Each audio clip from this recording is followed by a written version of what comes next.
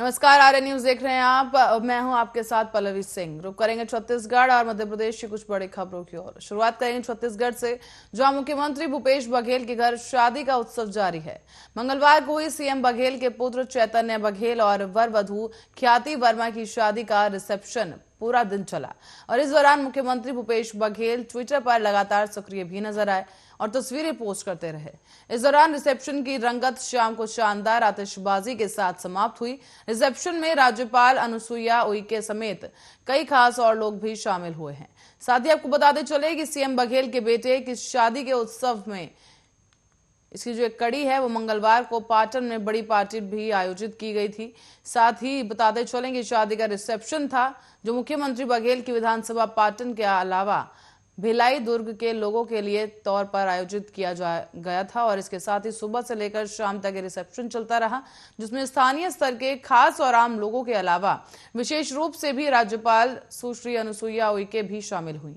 उन्होंने दूल्हे और दुल्हन को आशीर्वाद देकर उनके खुशहाल जीवन की कामना की और इस मौके पर मुख्यमंत्री बघेल और उनकी पत्नी मुक्तेश्वरी देवी समेत उनका परिवार मौजूद रहा। मुख्यमंत्री भूपेश बघेल ने सोशल मीडिया में अपनी भावनाओं को साझा करते हुए लिखा कि ये मेरा पारिवारिक आयोजन था, लेकिन पाटन के मेरे विस्तृत परिवार, मेरे साथियों ने जिस उत्साह और प्रेम और गरिमा और कुशल प्रबंधन के साथ इस आयोजन के सफलतापूर्वक संपन्न होने में हाथ बटाया, मैं उनका आभार व्यक्त करूं तो उचित नहीं होगा।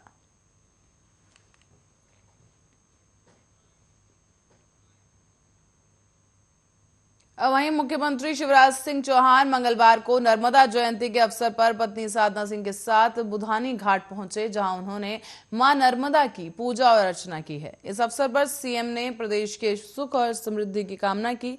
अपने संबोधन में सीएम शिवराज ने यह भी कहा कि नर्मदा जयंती के अवसर पर बुधनी में 3 दिवसीय नर्मदा जयंती महोत्सव आयोजित किया जाना था, लेकिन कोविड-19 को ध्यान में रखते हुए यह स्थगित करना पड़ा है।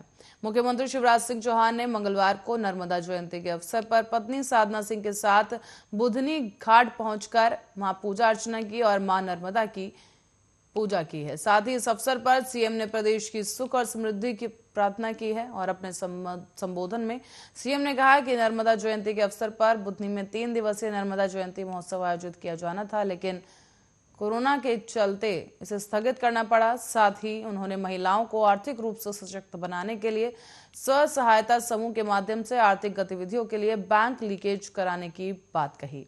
उन्होंने ये भी कहा कि हर बहन की आमदनी 10,000 रुपए महीना हो, इसके लिए प्रयास किया जाएगा।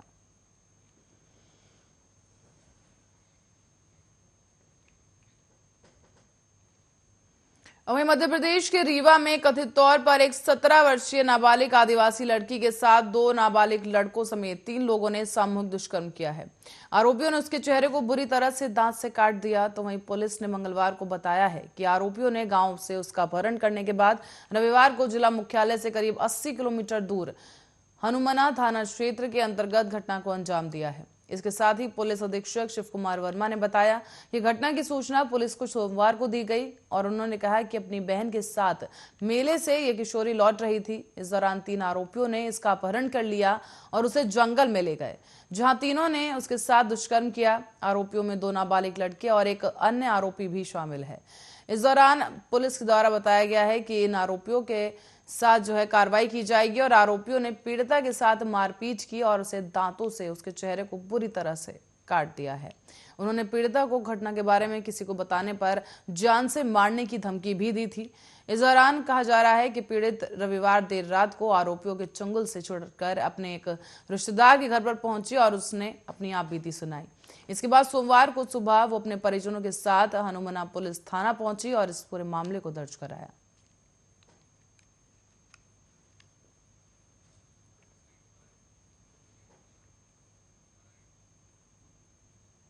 खबर ग्वालियर से है, जहां ग्वालियर के बालाबाई का बाजार में बने अरिहंत कॉम्प्लेक्स में तड़के ही सुबह आग लग गई है। आपको बता दें, इस आग से कॉम्प्लेक्स में बनी करीब 1 दर्जन दुकानें जलकर खाक हो गईं।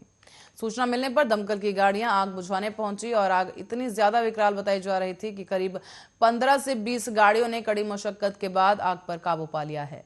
जानकारी के अनुसार शुरुआती दौर में 5 से 6 दुकानें पूरी तरह से जलकर खाक हो गईं और आग लगने का कारण फिलहाल स्पष्ट नहीं हो सका है। हालांकि कहा यह जा रहा है कि आग शॉर्ट सर्किट की वजह से लगी। बताते चलेंगे आपको कि गुजरात कोतवाली थाना पुलिस ने इस पूरे मामले को दर्ज किया है और नगर निगम फायर ब्रिगेड अमला आग का जो कारण है उसे जांच करने में जुटा हुआ है और आग के चलते व्यापारियों को करोड़ों का नुकसान हो गया है।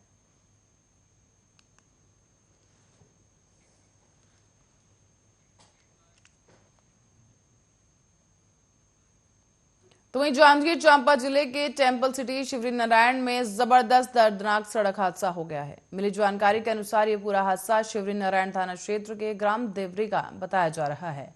यहां पर बीते रात कालीन कैप्सूल और बाइक के जबरदस्त टकराव से बाइक में सवार 2 लोगों की मौके पर ही मौत हो गई, जिसके बाद गुस्साए ग्रामीणों ने देवरी मोड़ के पास चक्का जाम कर दिया। कई घंटों तक जो है ये शिवरी नारायण से बिलासपुर मुख्य सड़क मार्ग पर चक्का जाम होता रहा और कड़ी मशक्कत के बाद प्रशासन ने इस जाम को खुलवाया और ग्रामीणों को समझाया और सड़क दुर्घटना का शिकार हुए लोगों के परिजनों को 25-25 हजार रुपए का मुआवजा राशि दिया, जिसके बाद इस चक्का जाम को हटा दिया गया।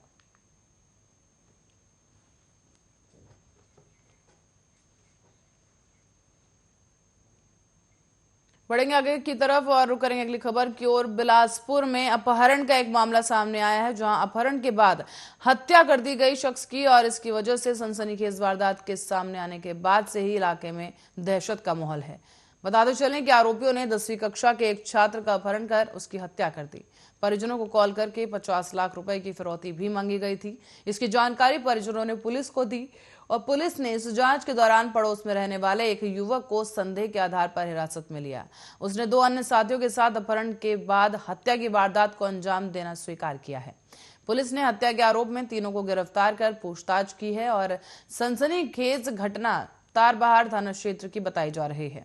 जानकारी के अनुसार डीपूपारा निवासी आसिफ मोहम्मद नाम का एक ऑटो डीलर का काम करता था और आसिफ का 17 साल का एक बेटा रेहान, जो कि रविवार की शाम करीब 6 बजे घर से निकला था, लेकिन देर रात तक जो बच्चा वापस नहीं लौटा तो परिजनों को चिंता हुई। काफी तलाशने के बावजूद भी रेहान का कुछ पता नहीं चल सका। इसी दौरान परिजनों के पास अपहरणकर्ताओं का कॉल आया और 50 लाख रुपए की फिरौती मांगी गई।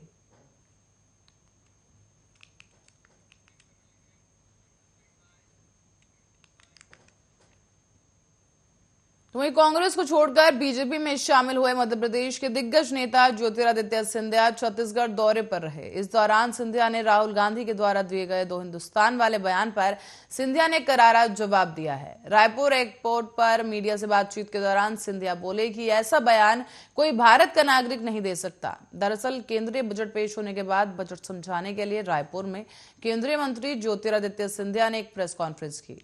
इससे पहले सिंधिया की एयरपोर्ट पर जो है बीजेपी नेताओं ने जोरदार उनका स्वागत किया और इसी दौरान सिंधिया ने मीडिया से भी बातचीत की, जहां उन्होंने राहुल गांधी के बयान पर यह प्रतिक्रिया दी कि 2 देश में बांटा गया है, ऐसा बयान कोई भारत का नागरिक नहीं दे सकता। मेरा देश भारत है, मेरा देश एक है, मेरा देश एक परिवार है। उन्होंने आगे कहा कि भाई भाई की संस्कृति मेरे देश में है। शायद राहुल गांधी का संदर्भ 2014 के पहले वाले भारत को लेकर है, जहां प्रगति नहीं होती थी, विकास नहीं होता था, भ्रष्टाचार का ही बोलबाला था। मोदी जी के पहले दूसरी परिस्थिति थी, मोदी जी के बाद दूसरा देश दिखा है जहां पर भ्रष्टाचार पर अंकुश लगा है, विकास के द्वार खोले गए, अंत्योदय के आधार पर केवल अपना हक नहीं बल्कि विकास के नए आयाम दिए गए हैं।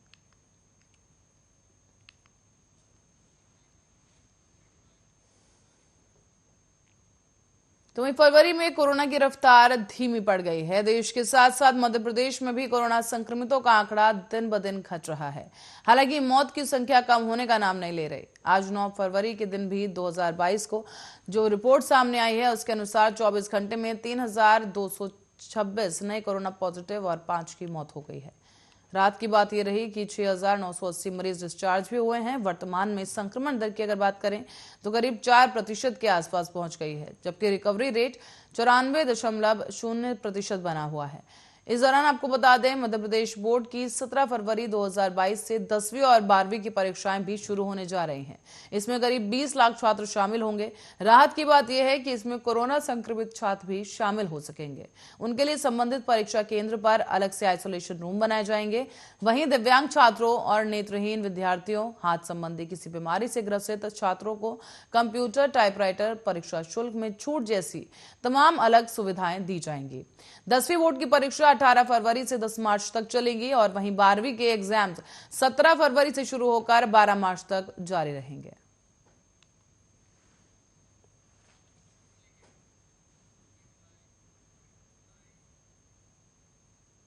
तो वहीं छत्तीसगढ़ में कोरोना की तीसरी लहर का संक्रमण अब धीरे धीरे कम हो रहा है। पॉजिटिविटी दर में भी कमी आई है और मौत का आंकड़ा अभी भी डरा रहा है। इस दौरान मंगलवार को प्रदेश में 1300 नए केस मिले, जिसमें रायपुर में सबसे ज्यादा 212 संक्रमितों की पुष्टि हुई है। कोरोना से प्रदेश में 10 लोगों की जान भी चली गई। रायपुर और धमतरी सबसे ज्यादा केस यहां से सामने आए हैं। प्रदेश में अभी भी 11,426 मरीज सक्रिय हैं। छत्तीसगढ़ में इस महामारी से अब तक 13,961 लोगों की जान जा चुकी है। स्वास्थ्य विभाग के राज्य कंट्रोल और कमांड सेंटर से मिली जानकारी के मुताबिक मंगलवार को प्रदेश में 1300 नए केस मिले, जिसमें सबसे ज्यादा केसेस रायपुर में सामने आए, जहां 212 नए संक्रमित मिले हैं। इसके बाद धमतरी में 183, कांकेर में 95, दुर्ग में 84, राजनांदगांव में 80, बिलासपुर में 77, कोरिया में 59, कोड़ागांव में 45, कबीरधाम में 43, जांजगीर चांपा और सरगुजा में 41 मरीज सामने आए हैं। इसी के साथ ही इस क्रम में बालोद में भी 40 कोरोना संक्रमित मरीज मिले, कोरबा और सूरजपुर में 36 मरीज मिले, मुंगेली में 31, बेमेतरा में 30, महासमुंद में 28, बलरामपुर में 25, बस्तर में 24 नए कोरोना संक्रमित मिले। प्रदेश में 20 जिलों में से एक में 50 के बीच मरीज मिले हैं। प्रदेश में सक्रिय मरीजों की संख्या घटकर अब 11,426 पर पहुंच गई है। मंगलवार को प्रदेश में 38,074 सैंपल्स की जांच भी की गई और पॉजिटिविटी दर 3.46% से घटकर 3.41% हो गया है। कोरोना संक्रमण में रायपुर में 2, दुर्ग में और राजनांदगांव में, कबीरधाम, धमतरी, बलौदाबाजार, महासमुंद, गरियाबाद और कांकेर में एक एक मरीज की मौत हुई है। हॉस्पिटल से 209 लोग डिस्चार्ज भी किए गए, तो वहीं 3,361 लोगों ने होम आइसोलेशन पूरा कर लिया है। स्वास्थ्य मंत्री टीएस सिंहदेव के द्वारा कहा गया है कि प्रदेश में पॉजिटिविटी दर जो है वो कम हो गई है और बड़ी संख्या में मरीजों के स्वस्थ होने से एक्टिव केसेस भी धीरे धीरे कम हो रहे हैं।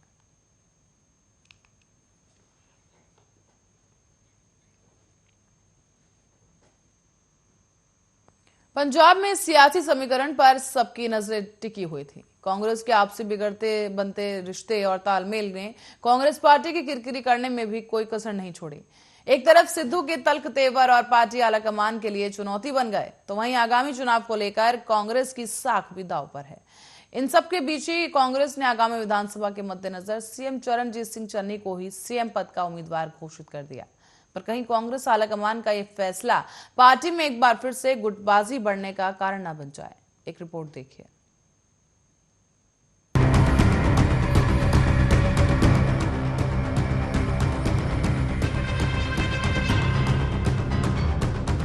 कांग्रेस में मचा सियासी घमासान कुछ हद तक स्थिर होता नजर आ रहा है।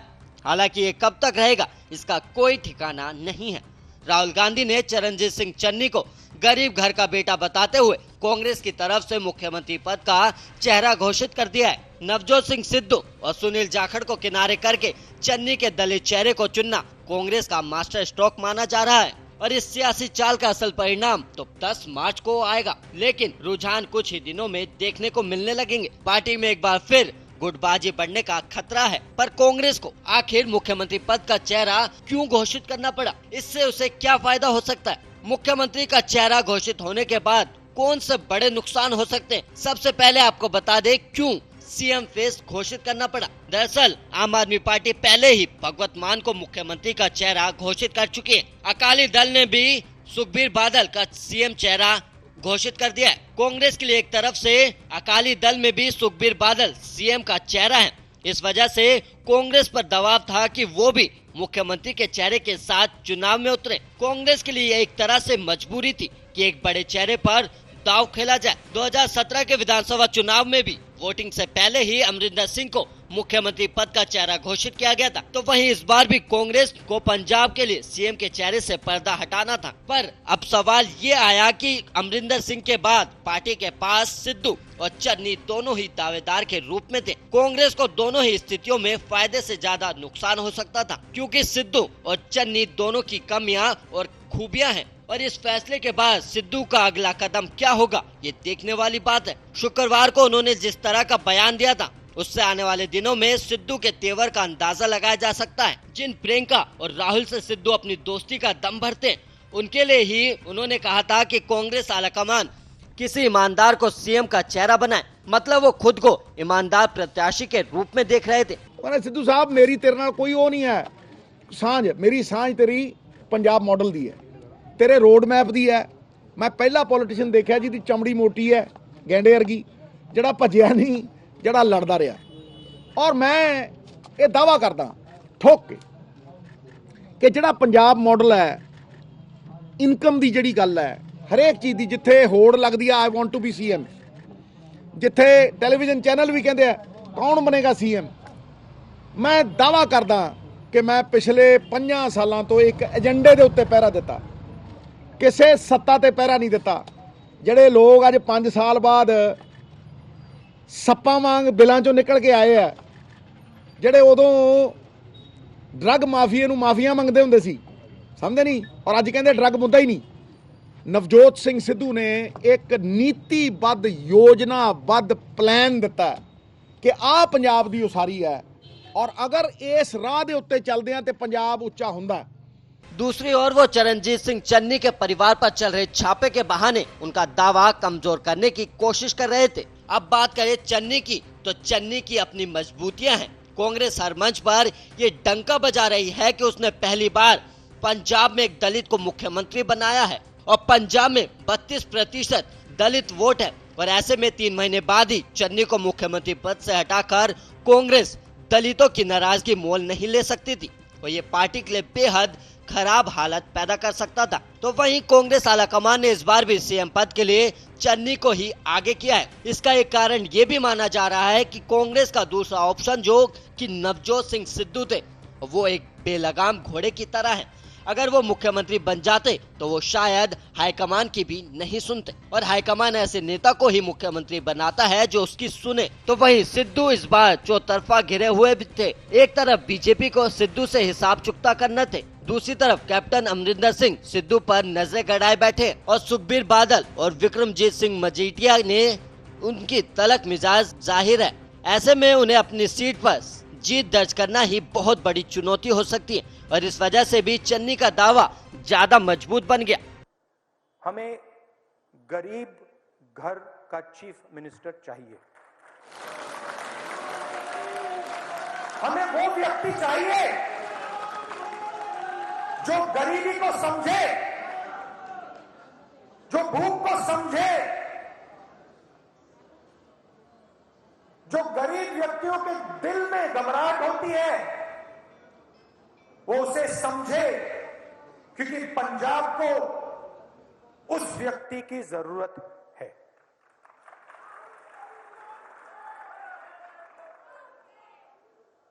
मुश्किल डिसीजन था, आपने आसान बना दिया। पंजाब के chief ministerial candidate Charanjit Singh Channi ji. CM पद के लिए चन्नी के नाम के खुलासे के बाद स्टेज पर सिद्धू खुश तो नजर आए, पर उनके अंदर क्या चल रहा है इसका अंदाजा लगा पाना जरा मुश्किल है, क्योंकि अपने बगावती तेवर और मुंहफट अंदाज के लिए ही सिद्धू जाने जाते हैं। और सिद्धू ने पहले अमरिंदर सिंह फिर चरणजीत सिंह चन्नी के खिलाफ लगातार मोर्चा खोल रखा था, और उनके तेवर इतनी आसानी से नर्म नहीं पड़ेंगे। और इस चुनाव में जिन उम्मीदवारों को कांग्रेस ने उतारा है उनमें 70% सिद्धू समर्थक बताए जाते हैं, और ऐसे में चुनाव नतीजे में अगर सिद्धू समर्थक विधायकों की बल ज्यादा रहता है तो चन्नी के लिए सरकार चलाना बहुत मुश्किल हो सकता है। और यहाँ तक कि अगर चुनाव नतीजे सिद्धू के पक्ष में रहते हैं तो हो सकता है कि नतीजे के बाद सिद्धू फिर से बगावती हो जाए, और चन्नी को सबसे पहले तो सभी विरोधियों के साथ लेने की चुनौती होगी और जाखड़ से लेकर सिद्धू तक सबको साथ लेकर चलना होगा। सिद्धू जिस तरह की बयानबाजी करते हैं उससे भी निपटना चन्नी के लिए एक चुनौती होगी। पर यह भी सच है कि जिन दोनों सीटों से चन्नी को पार्टी ने उम्मीदवार बनाया है उन्हें जीतकर खुद को बड़ा नेता साबित करने का मौका भी चन्नी के पास है। ये बहुत बड़ी लड़ाई है जो मैं अकेला नहीं लड़ सकता। पंजाब के लोग लड़ेंगे, ना मेरे पास पैसा है ना इतनी हिम्मत है। हिम्मत भी लोग देंगे और हर कुछ पंजाब के लोग खुद करें। मैं एक माध्यम। बहरहाल सियासत की इस शतरंज में सभी मोहरे अपनी अपनी जगह पर पहुंच गए हैं और अब वक्त है आखिरी दाव का, जो जनता चलेगी और विजेता सबके सामने होगा। Bureau report, Arya news.